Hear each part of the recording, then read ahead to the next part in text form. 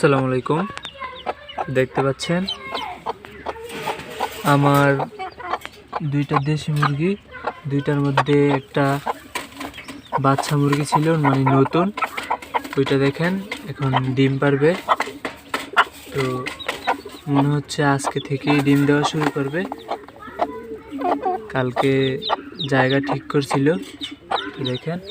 আর এখানে হচ্ছে এটার মা, বড় মুরগি, যে মুরগিটাকে ফাওমির ডিম দিয়ে বসাইছিলাম। আর এই জায়গায় দেখেন ফাওমির বাচ্চাগুলা। ফাওমির বাচ্চা 9টা ফুটছে, আলহামদুলিল্লাহ।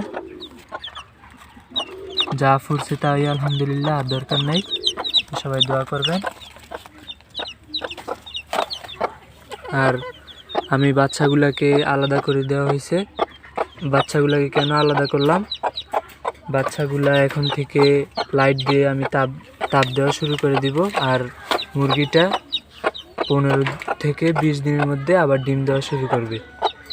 তো মুরগিকে ফাও 2 মাস 2.5 মাস ঘুরে লাভ নাই, এই কারণে আমি আলাদা করে দিয়েছি।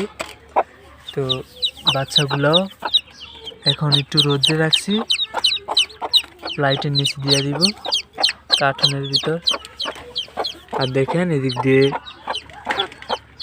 নতুন করে আবার ডিম দেওয়া শুরু করছে। মা বাচ্চা ফুটানো শেষ করছে, আর মেয়ে ডিম দেওয়া শুরু করবে আজকে থেকে। তো সবাই দোয়া করবেন আর আমার পাশেই থাকবেন। আসসালামু আলাইকুম।